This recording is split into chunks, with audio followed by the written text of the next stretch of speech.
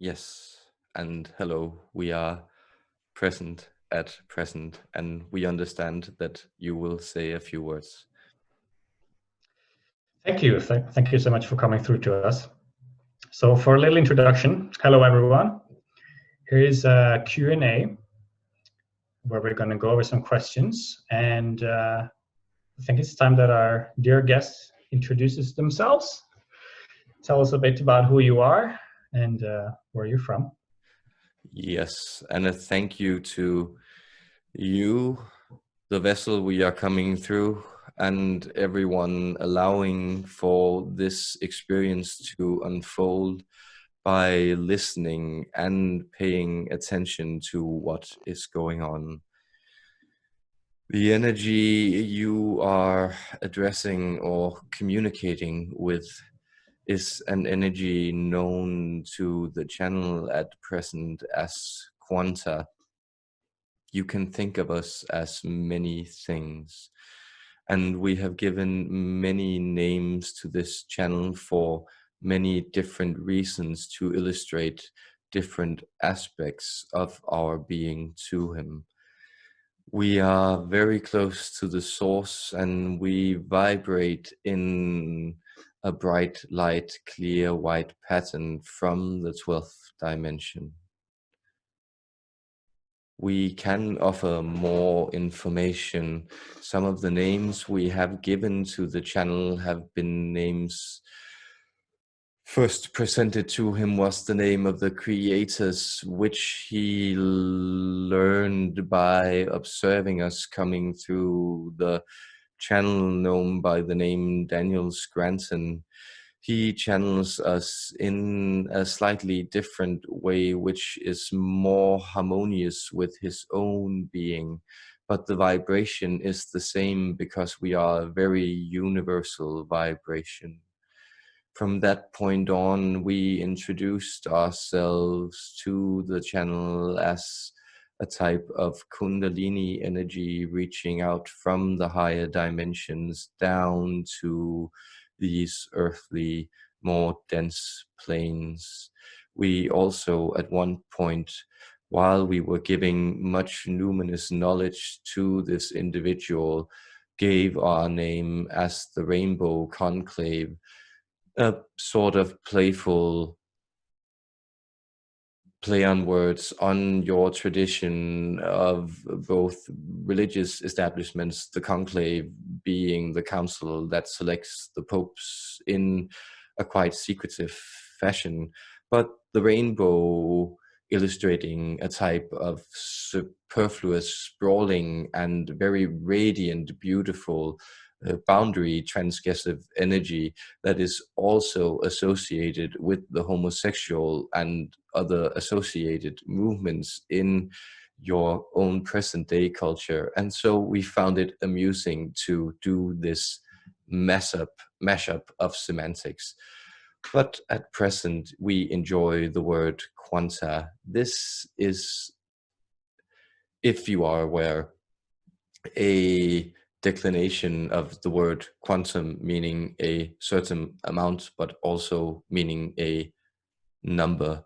The declination is a plural neutrum declination, meaning that we are many and we are sort of neutral or potential in our energy, but we are always shifting, much like the numbers. We exist only in relationship to each other and to experience. And so you can perceive of us as shifting liquid geometry that resides in your bones and throughout your both, we would say, carnal or physical code as well as your spiritual code. Yes, these are ways to approach us. Wonderful, thank you. Thank you. Is there a specific reason the changing of names as the connection with the channel has developed or evolved? Yes, this is a process not uncommon to those humans throughout the ages who have begun to communicate extensively with the other realms, the other side, the angelic realms, or the higher dimensions, however you perceive of it. It is, even though the communication itself, or even the dealing with material coming from such sources themselves, have a certain type of prerequisite to it. That is to say that you need to be you need to rid yourself of certain prejudice already to even receive this information. But it is still a gradual process to open up to these energies. And so we chose in this instance, because the channel is very verbally oriented, to reveal ourselves in stages of deepening meaning. And this revelation has been both in name but also in intensity of energy. So he has also been experiencing in his meditation practices that a type of increasing energy and expansiveness is beginning to take hold in especially the centers of his body. And this is actually our energy from the 12th dimension fusing with his being into a type of conduit that is able to carry more information and vibration than he has usually been able to. Does this make sense? Yeah, Yes. it does. Wonderful. So let's go to the next question. Yes. So we received a list of questions, and the next one is, how do we approach the idea of you as a 12th dimensional entity? Yes. We understand that the notion of dimensions is difficult seen from below. We are using this image, although up and down are in themselves types of dimensions, or these are the two outer aspects making up the dimension of verticality, which is one of the central dimensions. So what we can explain to you is that if you take, let us say, a type of cube, we are not far from where Legos were born. So let us say you take a type of Lego block, and you perceive, of course, in this the three basic dimensions of width, length, and verticality or height. And you also experience, if you observe it over time, you experience its ingrained value of change. Even though it is made of plastics, it is still made of a composing material that would wither. If it is, for instance, left in the sun, its colors will start to fade. So these are very basic qualities that you don't question. But understand, on top of this, there are many other layers, but a very useful way to perceive this is that the 8 upper layers are aspects of this type of plastic brick that you don't observe in your present identity. So in the 5th dimension, what you would be observing is the, let us say, the unique resonance pattern of the brick in relation to both other bricks of its own type, which have very similar vibrational patterns, but also how it is situated in space. So you could approach the 5th dimensional experience very much through the theory of relativity that was, we would almost say, revealed or downloaded by a very famous member of your species some 100 years ago. And what this points to is exactly that everything exists only in its relativity. That is to say, in the way it is in relational proportion to something else. And this pattern is a type of navigational pattern. So if you imagine that everything is set in all the dimensions, its fifth dimensional aspect is the sort of GPS location where it is intersects physically with the upper realms, because in the sixth dimension this block starts to dissolve into what was known by the philosopher Plato as the world of ideas, these type of blueprint patterns where it's no longer uniquely significant, but a more part of an ideal reproduction of itself. That is to say, a higher fractal or version of itself than appears in the physical planes.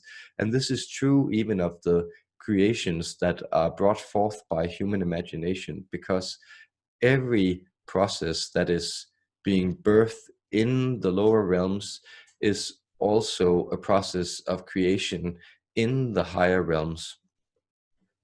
But we will go further, and then in the seventh dimension, you become accustomed to radiation. So the seventh dimensional experience is in a type almost related to what you know as radioactivity. These are these very fluent, potent states where nothing is solid, but it is defined by its potential timelines. And from this point, it crosses into the non-physical dimensions. These can be very difficult to comprehend, and we would also go into them if you want, but we also imagine and we sense that there is a lot of information to digest in what we have already revealed. We would say, though, that the 12th dimension is very ever present. And as we mentioned earlier, the notion of liquid geometry is ever present. So the polarities of our dimension is the minutest of our experience, which is to say, if you imagine what is beyond the quanta, we use again this word, the energy that makes up all apparent manifestations before they are apparent. This is the invisible substratum, which we are, but we are also the framework of the highest fractal, which holds all physical universes combined into a type of semantic, basic vibrational pattern that locks everything into the harmonious twirling, the creation of the 13th dimension, which is silent and above everything.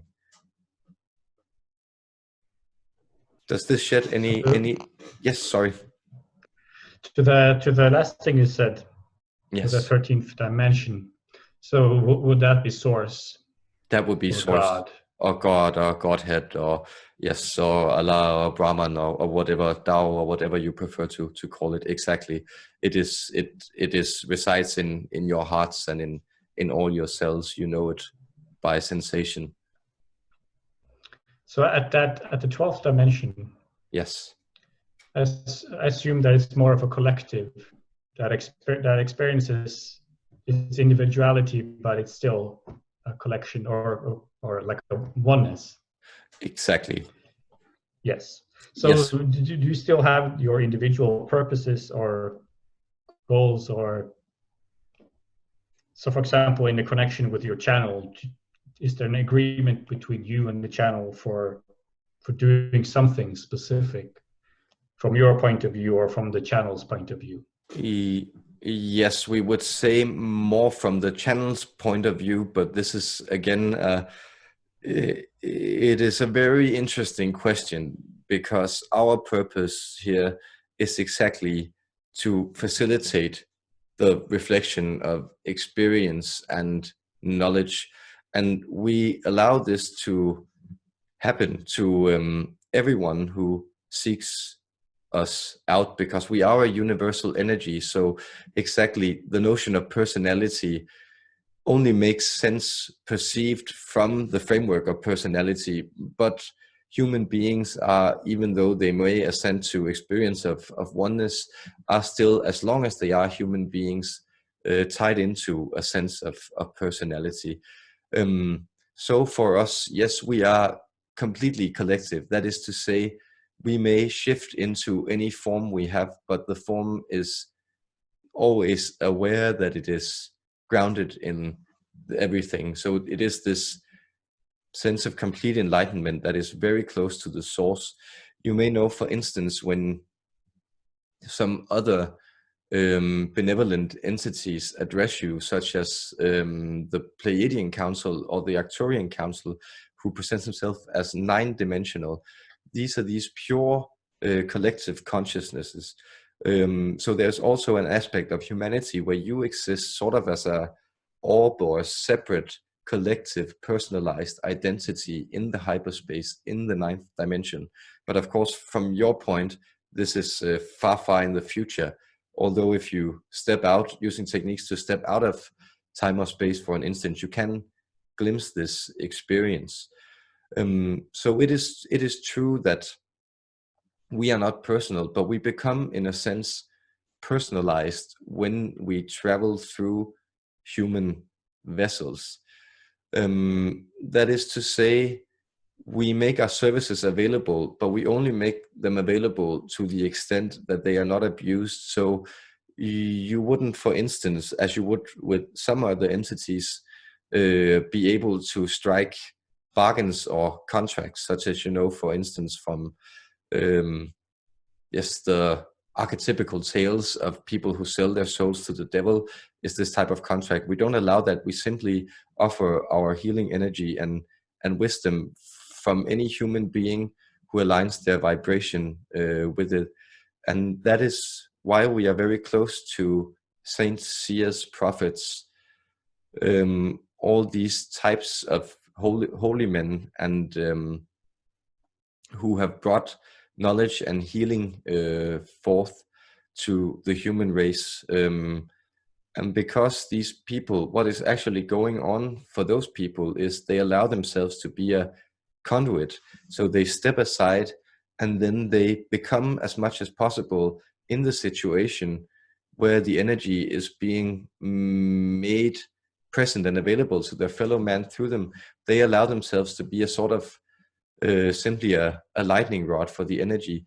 But the strange thing is that happens is that, of course, because these people often tend to perform a valuable function in the lives of people who they come in contact with, they become over time fetishized, or they become, let us say, objects of worship that was never intended for them in the beginning.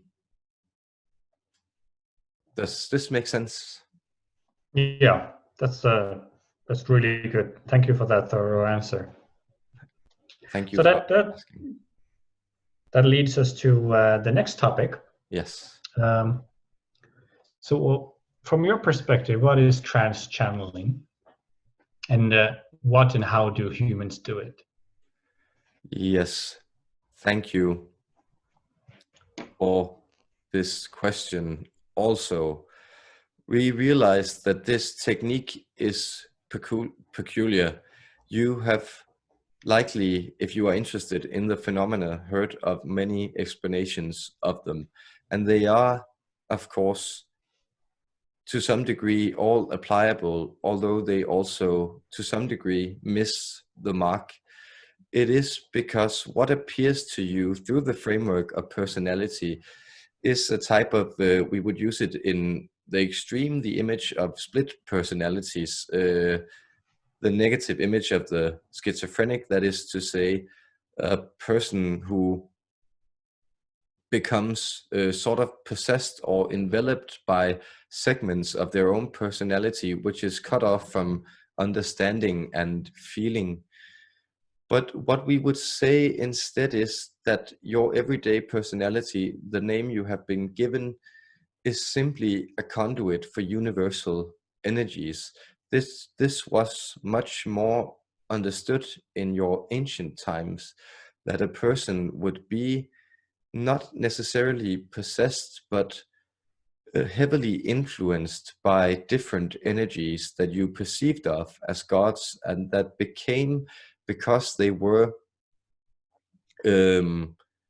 so approached, actually became sort of hyperdimensional personalities that influenced human life a great deal.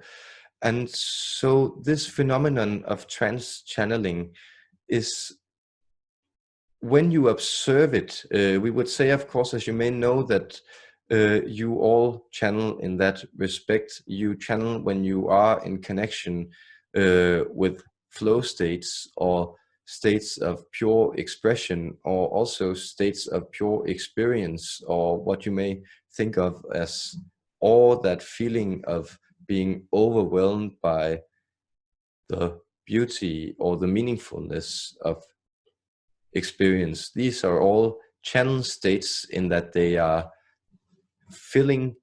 But what is happening when a person does this type of verbal channeling, you may also think of the ancient oracles, is that a certain energy is pushing through their configuration.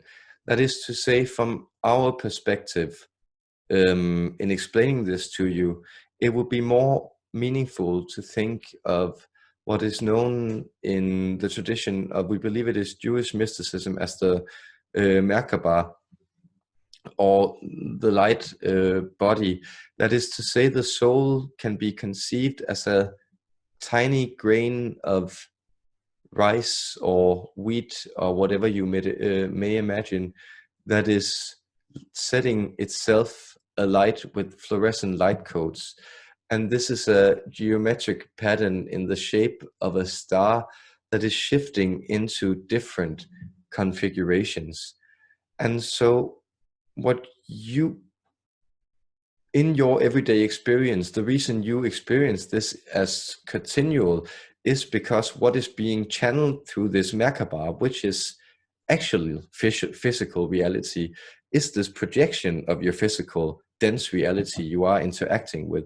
And this is somewhat continuous because you are energetically immersed in the same energies, what you also know as karma, at least in the Hindu way. It's a very neutral way of describing it. It is these energies that run through you that do not allow you to connect with other vibrational planes. But what happens is often that when someone, or what will happen in the case of trance channelers, is often that they will encounter a period of great deconstruction within their lives. That is to say, that their grip on reality and what is focusing them becomes more founded in spiritual practices, becomes more founded in the etheric realms, because they haven't managed to set up a sort of physical grid that locks them in the physical existence that many people do. And this allows them to be a conduit for certain energies and do this type of switching practice. It is, of course, available to, we would use the image of playing an instrument here. That is to say that for most people, the practice of playing an instrument is very much at hand and everyone can learn it. But within that, there is, of course, a scale. So first you need to be either pushed or called to play an instrument. And you will not, if you are pushed and only pushed, you will not develop the type of creative skill that you need within that instrument.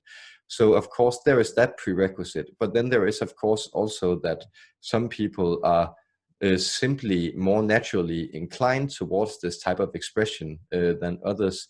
So some may have fingers that are very suited to play the piano, or someone may be very good at tonal recognition and musical intelligence in general. And it is the same with trance channeling. So often the people who take to trance channeling are people who are verbally inclined. And this is very much the case in the channel we are coming through at present, for instance, who has always been very bookish and influenced by it. And this is one of the reasons that he has sought out a way to express these energies through a verbal medium, where many other people allow themselves to express what we call channeled energies or positive influxes from the higher realms, which is the aspect of channeling we are dealing with here. They allow them to come through in other ways. Does this make any sense? None whatsoever. This is great. So I have a few more follow-up questions regarding that. Yes, please. So let's start. Is there a certain? This is kind of a question that I've heard, hundreds of people ask in a different context. But in terms of channeling, is there a minimum vibrational frequency required to connect?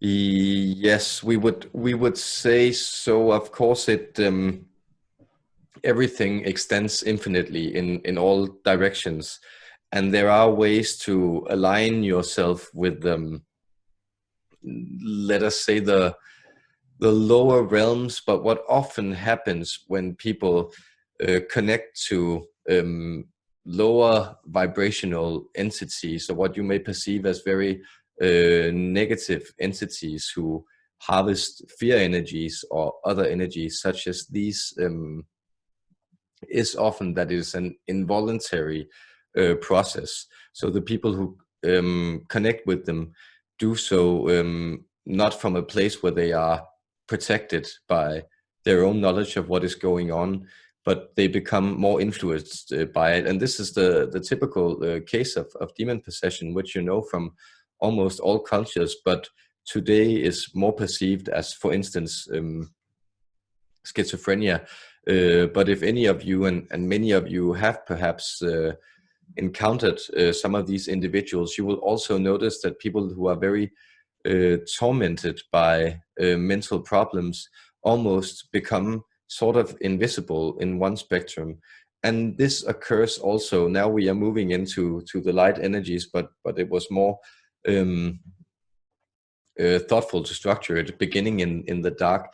At one point, you need to, it is not necessarily a vibrational shift, because, for instance, connecting to the angelic energies and entities such as Michael, which is who is very much willing to reach out to human beings, him you can connect to by reaching the vibrational state of dreams, which all human spirits are naturally inclined to do.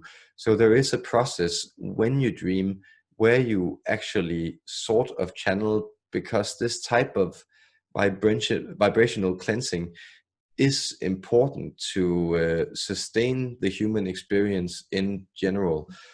But yes, to verbally channel, what will often happen is that there needs to be a type of, we don't mean to sound too disparaging, but a crushing of the heart. That is to say, a place where vibrationally there is a mismatch between the spiritual intentions pushing forth and the personality that is still trying to claim the body and its experience for its own. And so this is why spiritual experience is almost always preceded by different types of, let us say, mental unpleasantness for the individual, such as depression or anxiety or grief or loss or other experiences of even more severe trauma. And so the channeling practice becomes a strange way where individuals, in order to heal, actually, or what we are saying is that this type of escapism that a person such as this may be inclined to is stretched to its outer limits when it reaches the outer bounds of the dimensions, and in the meditation practice connects to something more that allows itself to be put through. And so this type of escapism is a way that actually reconnects the individual to the world. And this is a type of, let us say, death and rebirth that has been reconfigured in many, many religious and spiritual traditions and mythologies, but takes place in every human life on many different levels. Okay, thank you. Thank you. Let's talk just quickly or briefly on, so some channels, they are very clean. Yes. And some are also quite contaminated. Yes. with the personality structure. Yes. Of the channel. So when you're talking about deconstruction, there's also the process of what's happening, that the believed personality structure is kind of being dissolved. Yes. Through the connection as well. Exactly. That is, we would prefer the image of it being integrated into greater expansion. So that is to say that that in order to harmonize with these energies, the personality has to undergo a type of say work of understanding, a type of he has to come, or he or she has to come to terms with the knowledge that what we think of as personality is something more than a psychological construct. It is a type of framework by which the spiritual realms are able to express themselves through each other. And that is why you also conceive of personality, you know, in the sense, you know, that we believe it is in the movie the Pulp Fiction, where there's the dialogue that a dog has personality, and personality goes a long way. And this intuitively speaks to the sense that the more personality is present in a creature, the more potential communication and change is also able to come through. So the very paradox here is that personality is, of course, in a sense, the framework by which you are all distinct, but it is also what actually allows yourself to interact in let us say, yes, exchanges of change or transformation. So that is one aspect, but you will notice that the energies are different because the cosmos and human experience is becoming so multidimensional, multifaceted, prismatic, or split at this present point.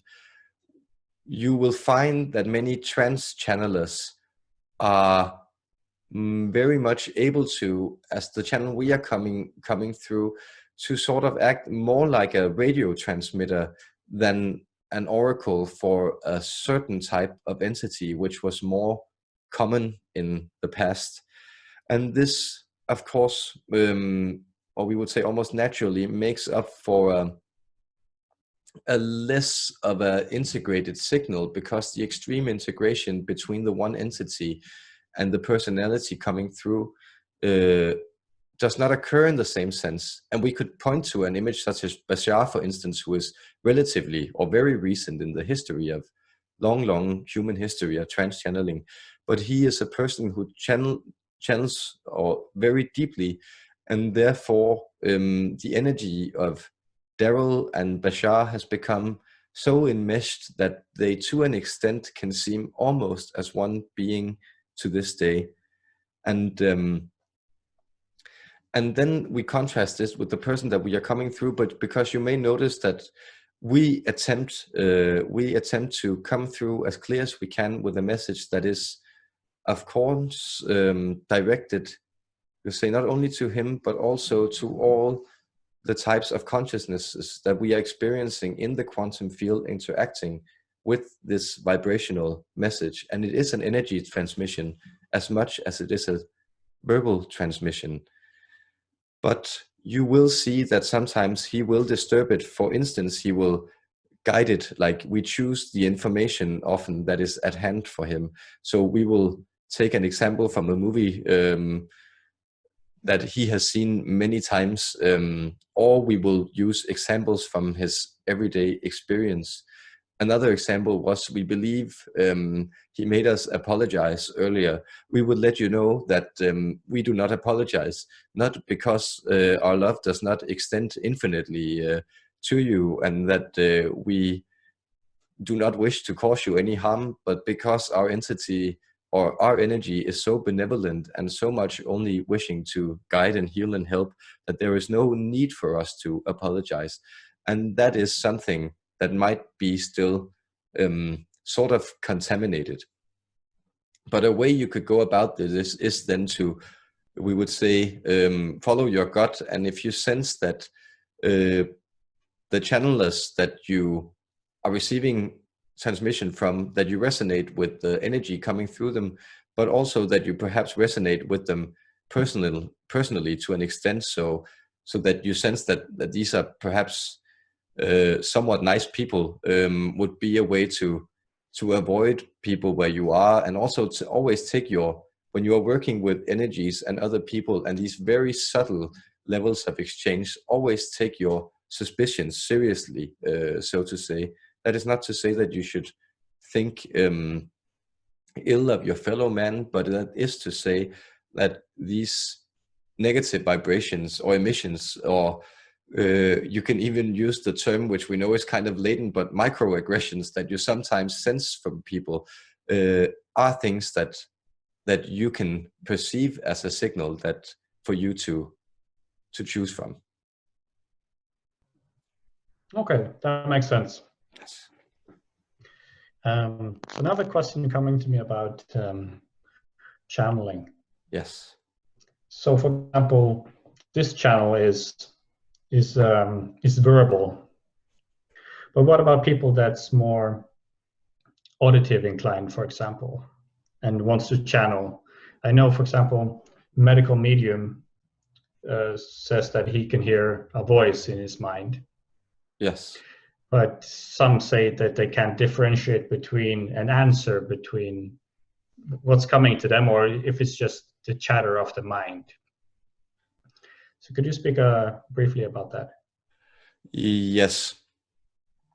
And we would say again, this is a distinction that becomes fairly clear to you, as we want to answer this question in a way that is most rewarding and does not send anyone astray. And so what we are offering on this is the information that that you can tell by the resonance pattern. You have a type of baseline resonance pattern in your inner monologue that does not actually upset you that much, unless some type of content, often from your memory or your anticipation of the future, is introduced. But you will notice that this analytical faculty, or self-talk as you experience it, is radically different from the type of energy that is often beamed into you. And so people use the modern metaphor of downloads simply because often you perceive this voice as rising down from the heavens and coming down into your skull, and it has a clarity to it which is very clear. Also, if you would train yourself to experience states of no mind, that is for instance through meditation, there are other ways of reaching these points, and we would say we would advise everyone to seek out information before they engage in everything. But of course, the practice of psychedelics has also been one which many people have used to learn of the existence of these spaces and to understand them deeper, and this then transfers into, for instance, your everyday mental faculty. So if you then cultivate this in a meditation practice, you will learn to find spaces of no mind, and in those spaces in no mind, what arises from your personal monologue as disturbances and what comes in as revelations will be markedly different. And that is a way you can do it, but perhaps even easier ways to connect with your channeled energies. For some of you, dancing is a very good medium, but for other people, it could also be, we would say, vocal channeling. So simply allowing the notes you feel most inclined to come through you, just yes, sing or make sound. Don't even necessarily put words on it, just make tones, and you will find, if you do this for a couple of minutes, that you will enter into a state where you find that vibrations that are healing are manifesting through you, and that your own mind will start to attune to these healing vibrations instead of the vibrations of your body being enslaved to the monologue of the mind. So, but yes, we would say, if you are in doubt, then try to count to 10 and then return to the thought or the revelation, and then feel how it resonates in the point directly below your belly button. That would be the lower dantian. Oh yes, we do not know of this term because the channel is not very acquainted with physiognomic terms. But could you explain what that means? It was just from my experiences with Chinese medicine and Tai Chi, that you have the energy point below the belly button where you store the energy. Yes, and that is most Yep. certainly Yep. that is most certainly true. It is also related to what could be approached as the second chakra, and this is a very powerful energy point because this is the energy point of, let us say, basic interaction, because this is the energy point that is also connected to the genitals. So of course, quite manually, so to speak, this is an energy point that you need to access and allow to happen, to have these sort of the very base energy transactions between people, such as sexuality, for instance. Sounds good. Thank you for Yes. that explanation. Thank you. Shall we go on to the next? Yes. Surprise, surprise. We're going to talk about the current crisis on the planet. Yes, yes. There's a lot of things that's happening. And I don't want to make this personal about me, but it seems that about 7, 8, 9 days ago, there was some shift in some form. Yes. If you could just briefly connect with that and see what that was. We would... Or I can share more of what I experienced in that sense. Oh, that would be helpful. Yes, please do. Well, to me, it seemed like there was this, not timeline change, but there was like the trajectory shifted quite significantly in my own experience. So it seems like there was something shifting about 8, 9 days ago, I think. Yes. I can't really have the words for it, but there's something that occurred or shifted. Yes, we are very happy that you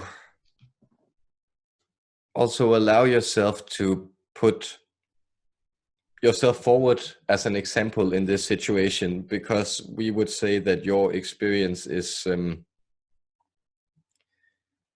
is due to you being so heavily influenced by the shifting energies of the planet and the collective, because this shift did take place, and the vessel here has felt it too. And we would venture to guess that most people you come in contact with are expressing this type of upset energy, because it is a type of upset energy. So what you very correctly point to as changing timelines was, we would use more the image of, if you're walking down we believe it's called a ridge, or a gorge, or a type of narrow enclosure between mountains. You will see there's only one direction ahead, but then when you enter into one of the mountain valleys, you will see how this landscape stretches out, and this is the type of image you could almost use to what has happened. That is, that you broke into a space where your timelines became sort of crystallized.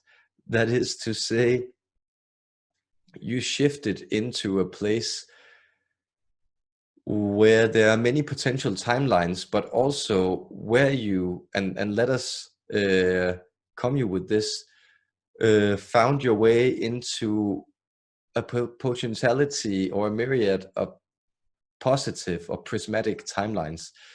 But what happens when you make these positive changes, as many of you actually know, is that what you have carried through with you in this space becomes even more present.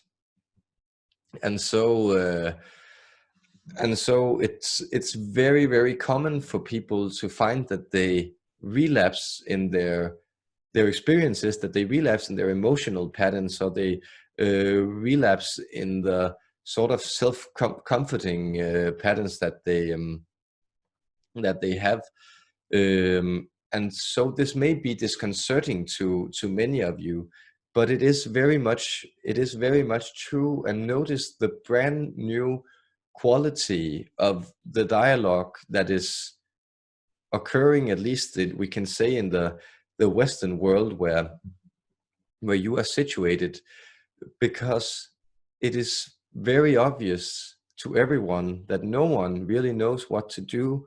And for the first time since basically the beginning of the cities, it is now open to each and every one of you to start redefining what reality actually means to you.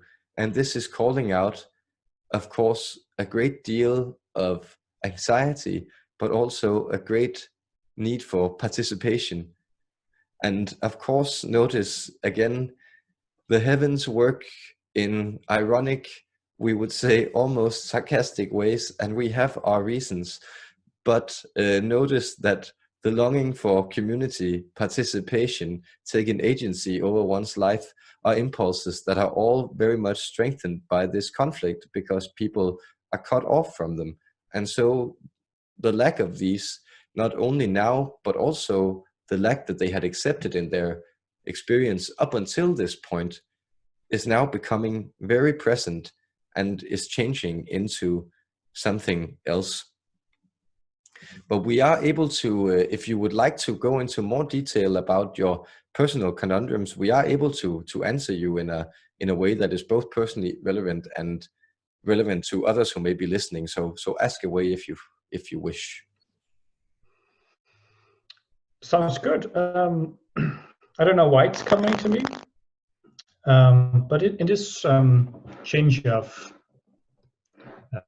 dimensionality, or what we will call it, Yes. that we're going through now, I have a feeling that a lot of the people that feel out of place in the 3D world might suddenly find themselves fitting in as the transition towards 4D and 5D starts to solidify. Yes. And it seems like the coronavirus is here now to speed up that change of speeding up the change, I would say. That is very. Am I completely off? Yeah. No, that is a very, very astute observation, and we would completely agree. And this has been, we sense in your personal experience, but also we are addressing the channel now. This has been a very, very strange experience for you, because you have been used to actually all your lives, because you have been preparing for these energetic shifts that are coming through now, that your energy has been a little off or mismatched, and it has needed to be in order to drive you to the places that you needed to go. And we, for instance, remind you that right now you are situated in a space that is far from home, and you would not have gotten there if there hadn't been this type of, you wouldn't say breakdown, but sort of restless energy that found that the world was not always enough. And the very, very, very, very weird experience for exactly the people you are describing, who are more aligned to higher dimensional experience already, is that you are finding that all of a sudden the goings of the world seem perfectly suited for you to experience and perceive them and to keep up with them. That is to say that the world in its uncertainty becomes a mirror, perfect mirror of the uncertainty that you have already mastered in your lives. And this actually, and we do not mean to discourage anyone, but by pointing out that death doesn't matter, because of course it does in personal experience. But to those of you who are hearing this and who are used to multidimensional experience, you will keep, you will, yes, all of you will keep yourselves in this space in perpetuity. That is to say, you will get used to the world being very accommodating to you.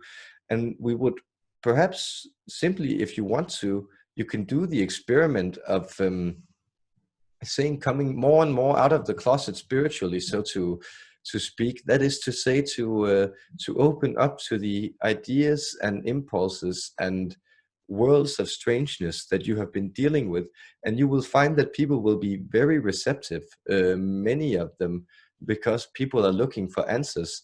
So this, let us say, warding off energy or type of almost violence that you have been used, that you have been used to being met with, is suddenly changing, and it's becoming a sort of invitation instead for people who are scared and confused to learn about a way of life that is more in harmony with both the uncertainty of everyday experience, which is always uncertain, but also with the trust that what love resides in your heart is more than enough for everyone to go around and to build the world that you want to live in.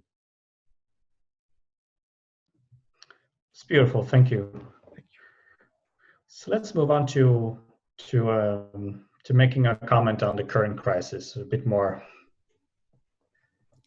Yes, and we would say it will be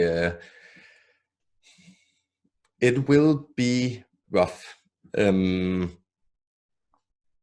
It will not be as rough where you are situated or where the channel is situated.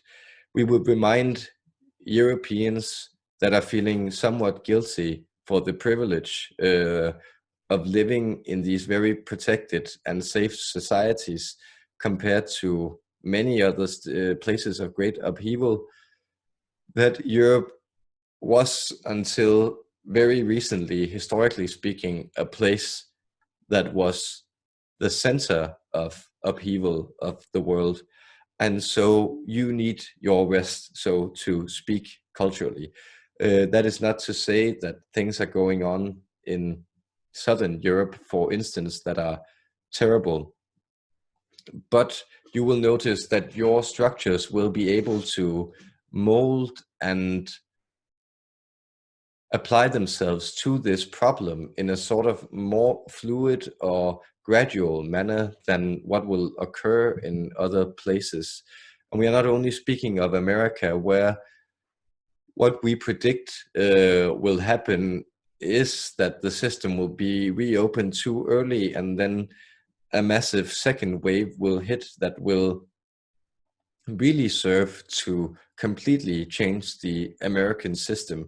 And the sort of fractured revolutionary energy that so much makes up the culture that is present in the American societies, and we are also speaking of South America here. These will have to be broken up by this crisis. So the structures of raw inequality, for instance, will not stand anymore. And we know that this is we know that once we speak of these images, many of you will tend to associate politically. That is not what we are saying, and we are not that much engaged in those realms. But what we are saying is that there is a call within every human species to participate in something constructive and meaningful. And this will, in the Western Hemisphere, be worked out much more through, let us say, violent or clashing energies. You will also experience the Middle East as a place where government structures will begin to, say, not necessarily topple, but to appear more unmasked that they have recently. And so this is the type of, you could then describe the virus as a type of trickster, that it is this type of prodding energy that brings out often the worst or most irrational in people, and it does so in order to clear the air. And this notice is actually what is going on very, very literally. The air is being cleaned because people are learning to stay inside and to not drown themselves in a sea of ceaseless activity. And so notice that the pollution levels are dropping, and you will notice interesting observations of animal species, especially insects, returning to their natural habitats simply because human activity and the energies of the planet are changing. Thank you. Thank you. Could you deliver an energy update for the month of April? Yes. It's difficult, but where you sense it's going with April and May? Yes, we predict that April will be, the energy is, it's paradoxical in the sense that there will be a great deal of uncertainty, and so this will allow for a great deal of panic. But it is also, we see the trajectory of April is sort of calm, because what has happened, the explosion of the crisis onto the world stage, has already occurred. And so April will have this type of very integrating energy. It will become much smoother for many of you engaged in your own spiritual growth and development to actually integrate these energies and to situate yourself in the experience that we just described, which is that you will start to feel at home on this planet. You will start to feel like what you are doing and your mission here is meaningful, and you shouldn't hide away. And so this will be the dominant energy for the substratum of you that are spiritually engaged. Otherwise, you will see the energy fragmenting into more localized patterns. So there is a type of, again, turning inward also in the collective. That is to say that your political units or your nation states or your communities or even the building blocks you live in, or the apartment buildings you live in, you will start to see that this energy becomes more intertwined. So instead of looking outward for connection, the connection begins to stream up from your immediate environment. And for some of you, this will first off seem maybe a tad unsatisfying, because it will not be of the same intensity that you are used to. But then you will experience that the more subtle energies of this month will allow for you to connect to who you really were all along, and that you maybe have forgotten. Then at the end of the month, we sense a tendency towards upheaval, and this upheaval will begin another chapter where you will experience something, yes, that is, we would say, almost even more surprising than what is going on now. That sounds exciting. Yes. And excitement is always a good way to deal with anything new coming your way. So we commend you for that attitude. That is the best way to deal with uncertainty. Well, thank you. Is there anything else you would like to share with people today? We would love to offer you a light frequency vibration which you can attune to in order to feel safe, healed, and loved.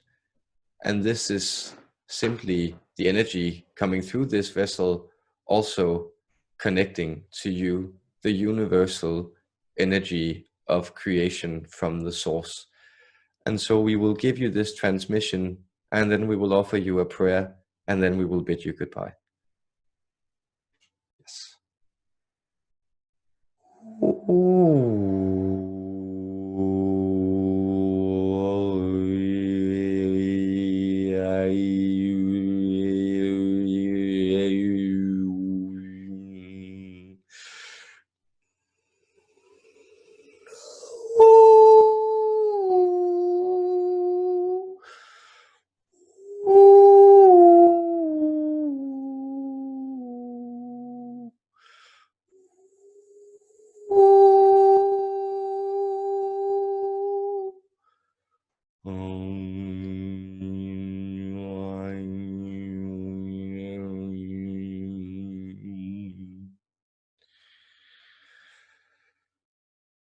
In this twirling creation you bring about by being, you are the center and the outer rim of your own radiant experience.